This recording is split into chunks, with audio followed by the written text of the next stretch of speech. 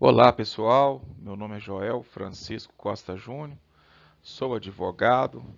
Nesse vídeo aqui vou falar um pouco sobre o complexo penitenciário da penitenciária Nelson Hungria.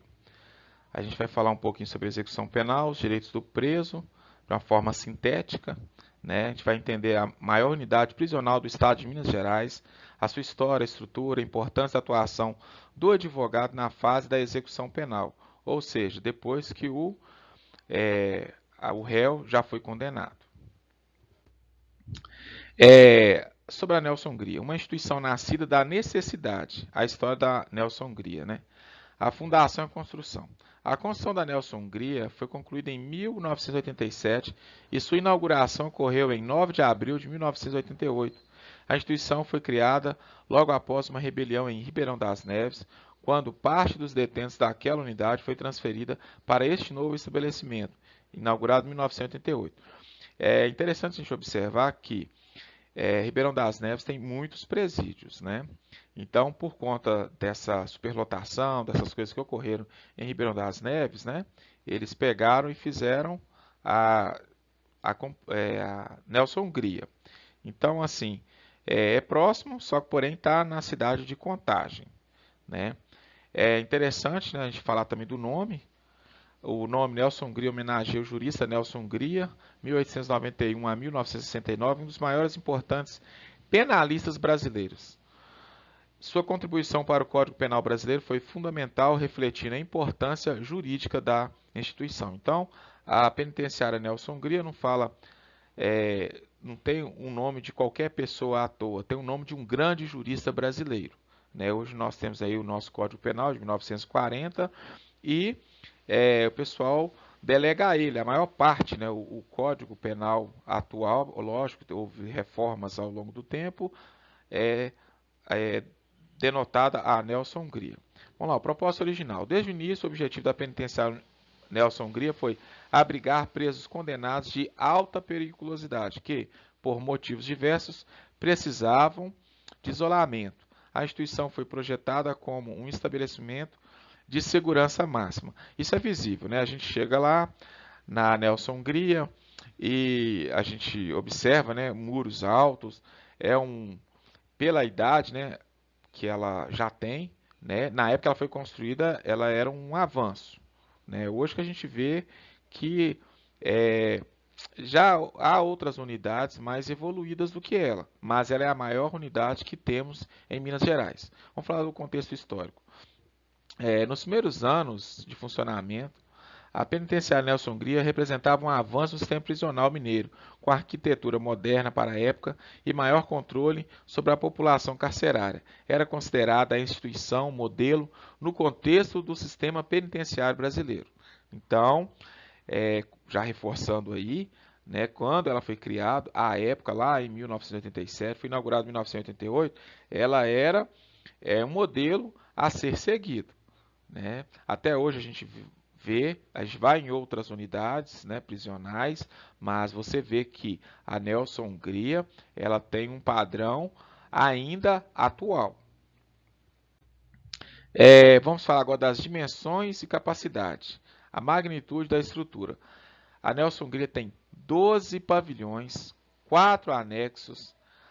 Os muros da penitenciária, ao redor ali, são 1,7 quilômetro, 1.700 metros de comprimento de muro. A estrutura física detalhada. A área total de aproximadamente 28.300 metros quadrados, distribuída em 12 pavilhões e 4 anexos. Cada pavilhão foi projetado para abrigar entre 130 e 140 detentos. Os anexos 1 e 2 comportam até 250 presos cada, enquanto os anexos 3 e 4 comportam cerca de 160 presos. Isso aqui é na teoria, tá, gente? Hoje o pessoal reclama que quando a gente vai lá, né, que há um excesso de presos e uma baixa de funcionários, né, de policiais penais que estão ali, né, há essa disparidade aí. Cercada por muros de concreto de aproximadamente 1,7 km de extensão e 7 metros de altura, com guaritas de vigilância ao longo de todo o perímetro. Então, toda vez que a gente chega lá, já é possível observar, né, policiais penais, eles ficam nas guaritas lá, é, vigiando. E tem que vigiar mesmo, né? Por que que eu te falo? Porque pessoas podem tentar entrar, né, armar alguma emboscada, não é impossível disso ocorrer, né? Entrada de drogas por drones, por, sei lá, N outras coisas. A pessoa também jogar objetos, apesar que são 7 metros, mas é possível jogar objetos lá. Então, por isso, né, dessas guaritas de vigilância lá. Então, a capacidade original dos presos eram, no início lá, é ainda, né, de 1.600 presos. O normal foi projetada para 1.600 presos. Hoje, né, dados atuais, estou gravando em 2025, mas os dados sempre saem depois. Então, de 2024 são 2.690 presos atualmente abrigados ali naquela unidade. Liderança no sistema prisional mineiro. Em Minas Gerais, ela é a maior unidade hoje, que abriga o maior número de presos, né? A importância estratégica. A penitenciária Nelson Hungria é a maior unidade do sistema prisional do Estado de Minas Gerais. Sua importância estratégica no sistema carcerário estadual é indiscutível, servindo como referência para questões de segurança, gestão e políticas penitenciárias. A instituição concentra uma parcela significativa da população carcerária mineira. Aqui é importante também observar aqui que lá atrás ela foi projetada, né, para aqueles presos de maiores periculosidade. Hoje ainda continua assim, inclusive, né, lógico, a nossa população como um todo aumentou, consequentemente a população carcerária também aumentou, né? E tem outras unidades que pode, né, comportar outros presos, mas lá é chamado de penitenciária de segurança máxima.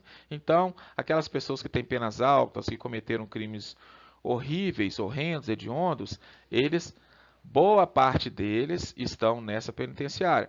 Hoje, nem todos estão lá, tá? É importante que se diga hoje que alguns presídios, né, já abrigam presos de periculosidade, por exemplo, a Drummond, em Ribeirão das Neves, muitos casos de comoção aí nacional, de casos de mídia, né, midiáticos, deram muita repercussão na mídia, eles estão lá. Na Drummond, tem a Dutra Ladeira também, né, dentre outros presídios por aí. Vamos lá, contexto nacional.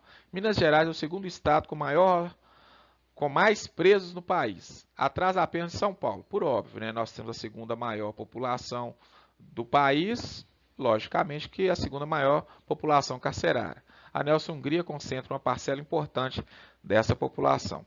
A população carcerária foi falada, 2.690 presos, mais ou menos, tá? Em 2024, representando uma superlotação aproximadamente 61% acima da capacidade de 1.600 presos. Bom, isso aqui, gente, a gente tem que analisar isso aqui. Nós, como advogados, toda vez que a gente vai lá, a gente marca, né? Tem um sistema que a gente marca as nossas visitas, né? Não é chamado de visita, é chamado de atendimento jurídico, atendimento técnico jurídico, mas muitas vezes a gente não tem como marcar. Às vezes é uma audiência, o familiar nos contratou, a pessoa já está presa, já está condenada, mas ela precisa que nós vamos lá para que ela assine uma procuração, para que a gente consiga fazer uma defesa, para a gente conversar com aquela pessoa. Então a gente vai lá e solicita, né, a retirada daquele preso para que conversamos com ele. Aí nesse meio tempo ali, demora. E a gente sempre ouve os policiais penais, os agentes, né, penitenciários, hoje não são mais agentes penitenciários, mas os policiais penais reclamando que estão sobrecarregados, que tem que esperar, porque lá é muito grande, são 12 pavilhões, são 4 anexos, né, não pode descuidar da segurança. Teve um dia que eu vi lá um policial penal apenas esperando para fazer toda essa logística. Então ele não busca só para nós que somos advogados para fazer o atendimento, busca para a questão da saúde, busca para fazer o conselho disciplinar, a famosa CD, tem a questão médica, tem a questão de educação. Então, não é só simplesmente você chegar lá e falar assim, olha, eu estou aqui com o nome do preso aqui e eu vou atendê-lo. Então, demora. Então, muito disso é por conta da estrutura, né, que lá é grande, e também do número de presos. E também, né, a falta, né, o número inadequado hoje, tá? Hoje. Porque, olha aí, a gente está aqui ó, com 61% acima da capacidade. Também pudera, né? É um complexo penitenciário que foi construído na década de 80, no final da década de 80. Nós já estamos já em 2025, né, quando eu gravo esse vídeo aqui. Já ficou ultrapassado. E a gente sabe que as questões estatais, eu que já fui funcionário público, né, a gente observa que demora, não é igual uma empresa particular que tem ali um conselho diretor e já pode já tomar as decisões ali e já aplicá-las ali mesmo. O Estado não, depende, né, de passar por vários processos, licitações, aí entra governo, sai governo e aí tem toda uma burocracia estatal necessária, tá, gente? A gente tem que falar que é necessário porque não pode sair por aí também fazendo, gastando dinheiro a qualquer custo. A nossa vontade é que fosse realmente construído bons presídios mesmo e tal, mas é, a gente esbarra nessa burocracia estatal. O nosso estado ele é grande, o estado brasileiro como um todo. Os desafios reais, rebeliões que marcaram a história. 2000 e 2001 nós tivemos um período de fragilidade institucional, então nós tivemos 6 rebeliões, foram registradas 6 rebeliões nesse período, expondo a fragilidade da segurança interna e as deficiências de efetivo. Esses eventos marcaram o início de um período de deterioração das condições físicas e de segurança da instituição. Em fevereiro de 2013, a rebelião marcante que repercutiu nacionalmente. Episódio crítico. Um dos episódios mais marcantes da história da penitenciária Nelson Hungria, uma rebelião com 90 presos no pavilhão 1. Uma duração mais de 24 horas de confronto, reféns, uma professora e um agente penitenciário mantidos como reféns. Motivo: restrição nas visitas íntimas e reclamações sobre o excesso de presos. Isso lá em 2013, imagina hoje, gente. Né? Foi controlada apenas no dia seguinte, após longas negociações com a polícia. O impacto repercutiu nacionalmente e reacendeu o debate sobre a precariedade do sistema penitenciário mineiro. Bom, contudo, isso aqui eu ainda acho, eu tenho certeza, né, que ainda o sistema penitenciário mineiro ainda está acima da média, está acima de outros estados aí, onde é que nós já vimos já presos sendo decapitados, facções tomando, né, o controle, a polícia também, né, igual em São Paulo, no Carandiru, foi lá né, e teve um confronto lá com os presos, onde deixou vários, né, mortos lá. Então, assim, Minas Gerais, nesse complexo penitenciário, não houve isso. Então, ponto positivo para Minas Gerais. Bom, me desculpa ter que cortar aqui o vídeo aqui, né? Vai ficar um pouquinho grande, mas vamos continuar aqui.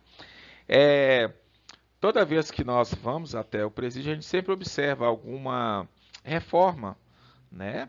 E feita pelos próprios presos. Acredito eu que possa ser alguma outra coisa, possa vir de fora, algum profissional especializado, mas isso é importante, que esses presos façam, porque ajuda a remir pena, ou seja, diminuir a estadia deles lá, para que eles não ficam ociosos.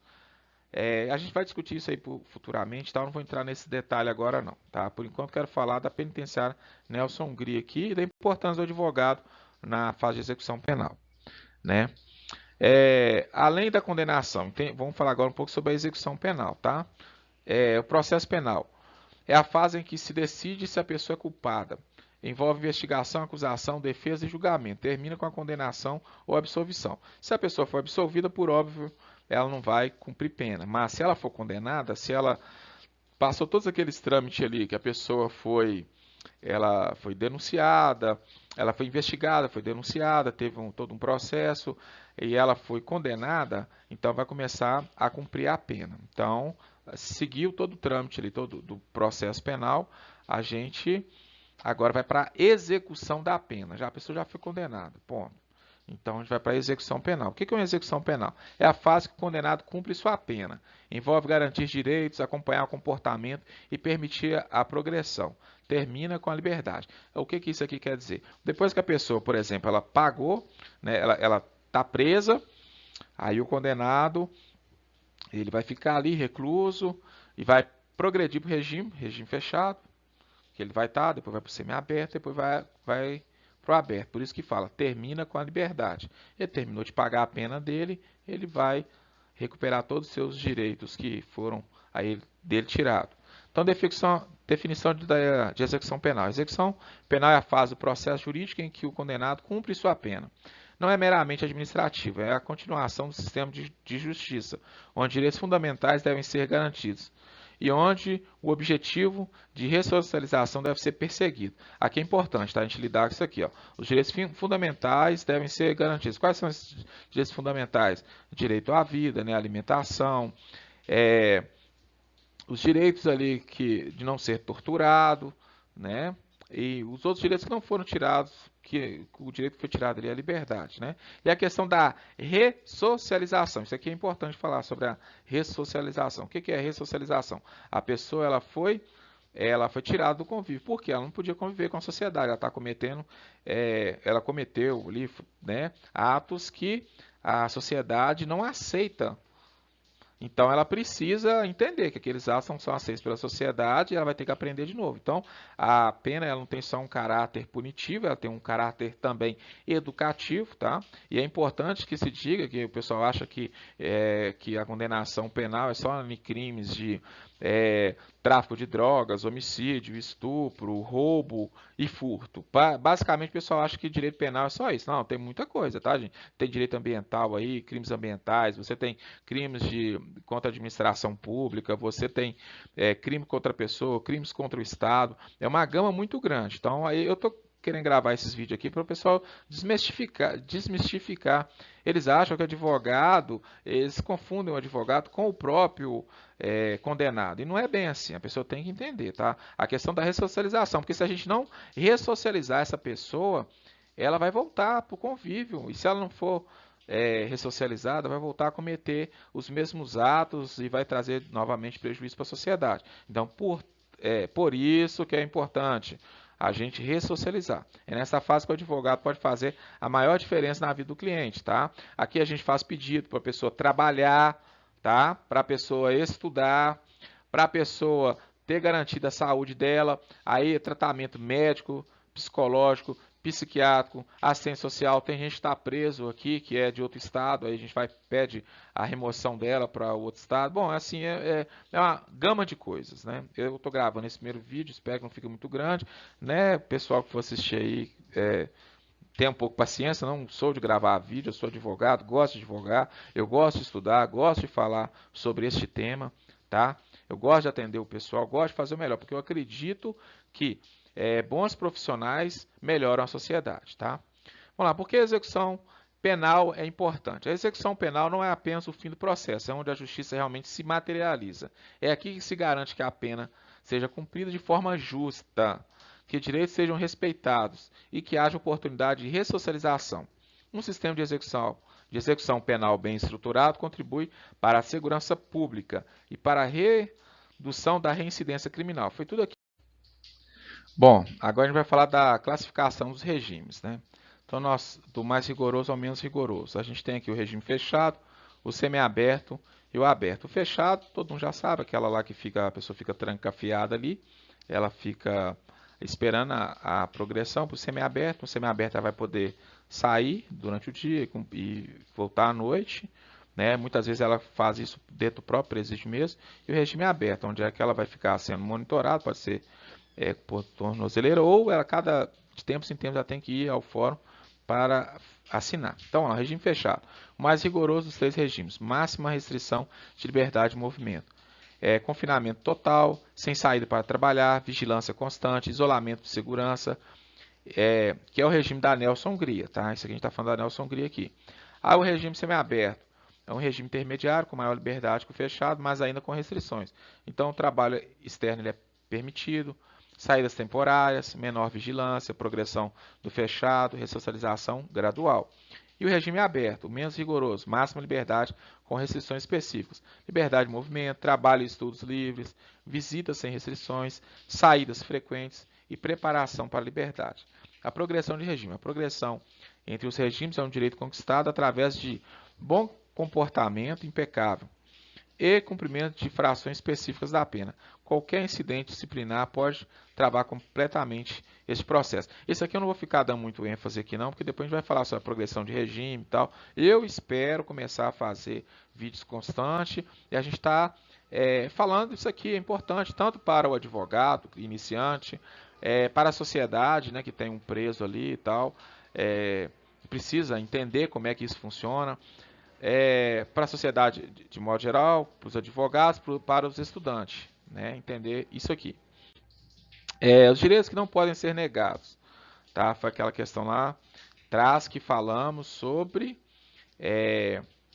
os direitos fundamentais, direito à saúde, acesso a cuidados médicos, medicamentos e atendimento de emergência. Isso nós advogados vamos lá fazendo esse pedido, porque os familiares nos contratam para fazer isso, para falar, olha, fulano de tal, fui na visita lá e reclamou que está com dente, assim e tal. A gente vai lá, faz o pedido, tá? Direito ao trabalho, oportunidade de trabalho remunerado dentro ou fora da instituição. Isso aqui faz parte da ressocialização, entendeu? Porque muitos têm família, precisa de ter um dinheiro para ajudar a cuidar, eles não ficam lá, não são todos que ficam à toa não, tá gente? Quando ficam ali presos, reclusos, é porque ainda não tem o trabalho, né? Não foram ainda autorizados a trabalhar, mas todos os presídios têm o pessoal que trabalha, tá? Tem o direito à educação, acesso ao ensino fundamental, médio e profissionalizante. Eu costumo dizer que o pessoal lá estuda mais do que aqui fora. Muitas vezes é até bom quando a gente vai lá, eles discutem com a gente direito processual penal, direito penal, né? É importante. Eles também, porque diz respeito à vida deles. Tem direito à visita. Isso aqui é importante. Eu vejo um tanto de gente defendendo, não, tem que ficar lá esquecido. Mas esquecem que as pessoas um dia irão voltar ao convívio. Muitos desses apenados são pais, são mães, têm filhos. Então, eles não podem perder o convívio com o pessoal aqui fora. Por quê? Imagina uma pessoa que ficou 30 anos, ela vai sair aqui e aí ninguém foi lá visitar, ninguém nem lembra que essa pessoa existe. Como é que essa pessoa vai ser reinserida na sociedade? Então, quando ela sair, ela é bom que ela já tenha já ali um familiar e não quebrou aquele estreitamento familiar. Né? Ela tem direito à correspondência, envio e recebimento de cartas e comunicações, né? Telegrama, cartas, as visitas mesmo, né? Lembrando que as correspondências elas são abertas, tá? O pessoal lá, os policiais penais, eles têm esse direito de abrir para saber, porque diz muito respeito à questão da segurança interna, externa, né? Então é importante isso.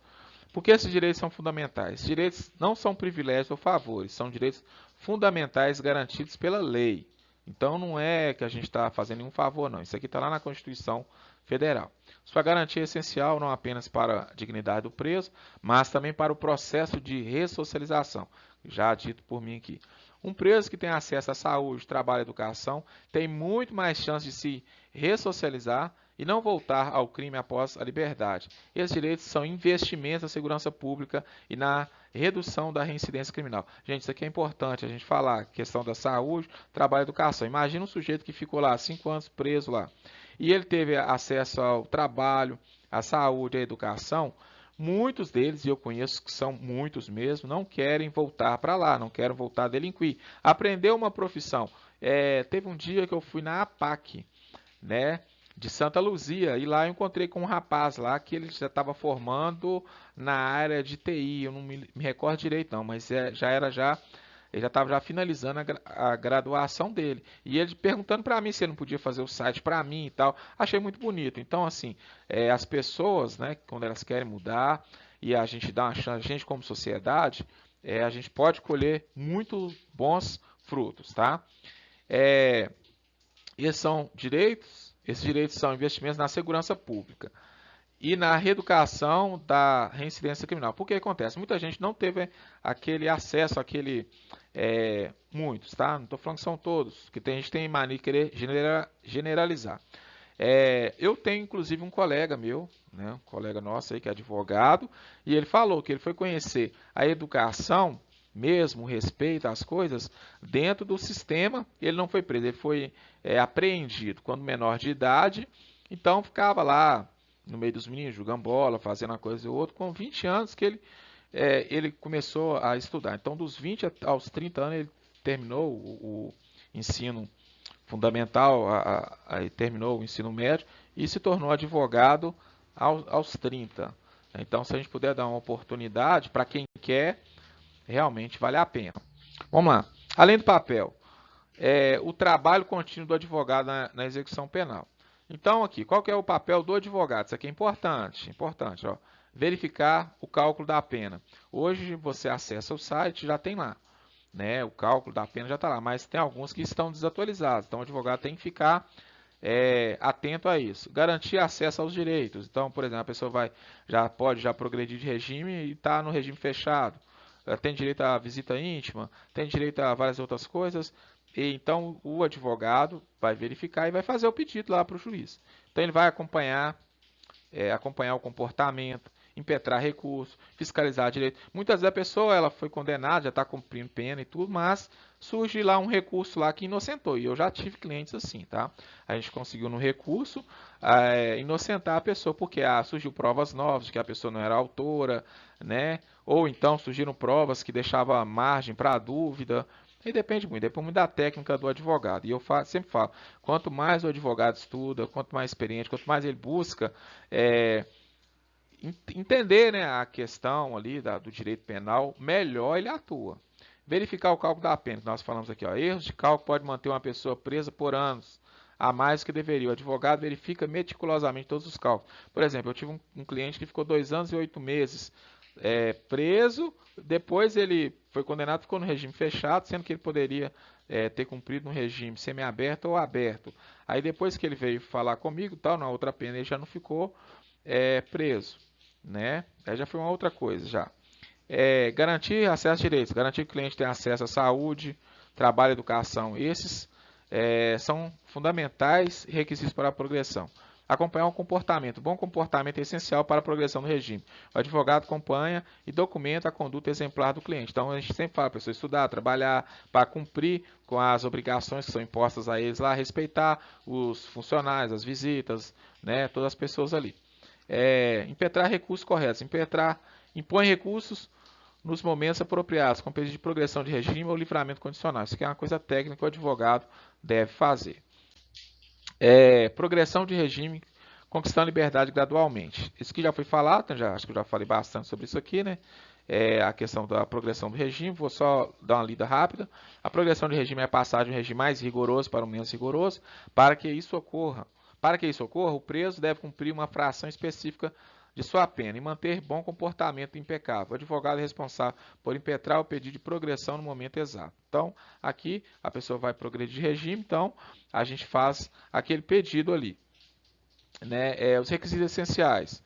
O cumprimento de percentual específico, né? Cada pessoa, a pena é individualizada, todo mundo tem a mesma pena. Tá? Ele tem que ter um bom comportamento carcerário, ausência de faltas graves e conduta exemplar durante todo o período. E é importante, tá? Isso aqui, as faltas graves estão descritas na LEP, Lei de Execução Penal.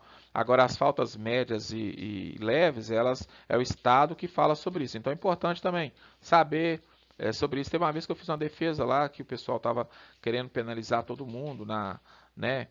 Todo mundo da cela, sendo que tinha sido apenas um, queria deixar todo mundo sem banho de sol e tal. Eu fiz um recurso lá, fui atendido, inclusive o juiz fundamentou muito bem, falou que a pena é individual, então se o indivíduo cometeu a pena sozinho, nada que o pavilhão inteiro, que todo mundo tenha que cumprir, tá? Aqui está aqui, ó. O poder do bom comportamento. Qualquer incidente disciplinar, como ser encontrado com um celular, se envolver em uma rebelião, cometer qualquer falta grave, pode travar completamente o processo de progressão. A progressão é um direito que com conduta impecável, se conquista com conduta impecável dia após dia. Gente, desculpa a leitura, porque tem horas que o computador aqui dá uma falhada aqui. Uma única falha pode significar meses ou anos de atraso na liberdade. Então, por exemplo, quem é que tem uma pena pequena, progride rápido. Agora, quem tem penas, vamos supor, 30 anos, quem tem penas longas. Eu já peguei vários rapazes aí que aprontou pra caramba, achando que não queria ser pego, né, e preso. Aí tomou pena lá de 20, 30 anos e tal. Aí, se ele for pego com um celular, tomar uma falta grave, né, em resumo isso, aí, por exemplo, aí ele iria progredir com 40% da pena. Então, vamos colocar aí uma pessoa que foram 30 anos aí. 40% seriam 12 anos, entendeu? Ele já está com 12 anos já. Aí vai lá e comete uma falta grave. Aí aqueles 18 anos vai ter que calcular tudo de novo. Ele vai ter que fazer ali mais 40% desses 18 anos para progredir. Então pode resultar um atraso na liberdade. Perfeito? Ressocialização. O interesse de todos nós. Já falei sobre isso, mas agora vou ler aqui, né? Porque eu acho que é importante. O que é ressocialização? Ressocialização é um processo de reintegração social e profissional de uma pessoa que cumpriu sua pena. É o objetivo final de todo o sistema penitenciário, preparar o indivíduo para retornar à sociedade como um cidadão produtivo e respeitador das leis. Então, a reintegração aqui, ó, a ressocialização, qual que é o objetivo aqui? Né, reintegrar, né, retornar para a sociedade como um cidadão produtivo, então tem que ser trabalhador, respeitador das leis, nada de ficar fazendo tudo aquilo que fez antes, que o levou a ser condenado, tá?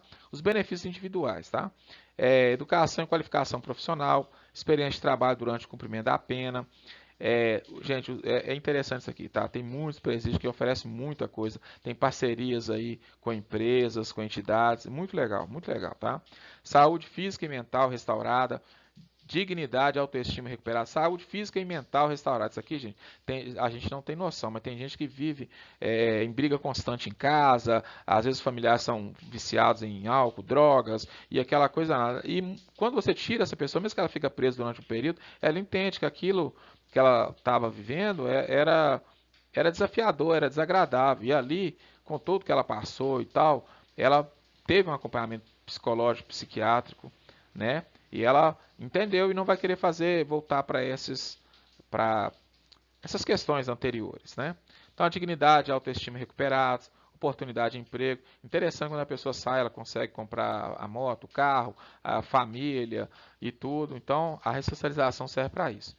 Os benefícios sociais, agora para nós, como sociedade, tá? A redução da reincidência criminal, maior segurança pública, redução de custos penitenciários, né? Fortalecimento do tecido social, essa redução de custos penitenciários aqui, porque se a pessoa não reincide, então ela não vai voltar para lá, então, consequentemente, a gente não vai ter um novo gasto, tá? Se ela também, ela ressocializou, ela também vai falar para outros também, para os jovens, né, para não fazer isso e tal, né? Um fortalecimento do tecido social e confiança no sistema de justiça, pois a pessoa foi lá, ela cumpriu uma pena, ela agora passa, aquelas pessoas, né, que foram prejudicadas, ou a sociedade de modo geral, elas confiam na justiça, porque aquela pessoa que roubou, furtou, né, de alguma forma cometeu algum ato ilícito, algum crime, ela pagou por aquilo. Então tem um sentimento ali de justiça.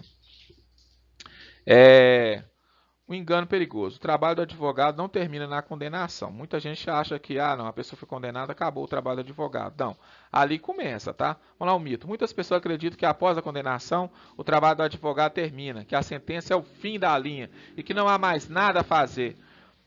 Crença de que a condenação é definitiva, pensamento de que não há recurso, desconhecimento sobre a execução penal, abandono do cliente após a sentença. Então as pessoas pensam isso aqui, tá? Olha aqui, vamos falar da realidade. A realidade é justamente na fase de execução penal que o advogado pode fazer a maior diferença. A condenação é apenas o início de uma nova fase crítica. A gente vai fazer verificação do cálculo de pena, garantia dos direitos fundamentais, acompanhamento de progressão, impetração de recursos estratégicos. Tá? Por que isso importa? Um advogado especializado pode identificar erros de cálculo que mantêm pessoas presas por anos a mais, impetrar recursos corretos em momentos apropriados e garantir que os direitos do cliente sejam respeitados. Isso não é apenas entrar com papel, é um trabalho de fiscalização constante e estratégico que pode reduzir significativamente o tempo de prisão. A diferença entre um cliente bem representado e um abandonado pode ser de vários anos de liberdade. Por isso que muitas vezes a Defensoria Pública, ela reúne, né, os defensores ali, estagiários, eles vão lá e fazem um mutirão. Muitas vezes também a OAB também faz um mutirão, né, porque essas pessoas estão lá, estão esquecidas ali. Mas quando você tem um advogado ali, pode significar, né, vários anos de liberdade a mais. Inclusive, gente, olha só para vocês verem, tem todo ano tem um decreto, quase todo ano, né? Que teve alguns anos que não tiveram. O decreto que pode acabar, né?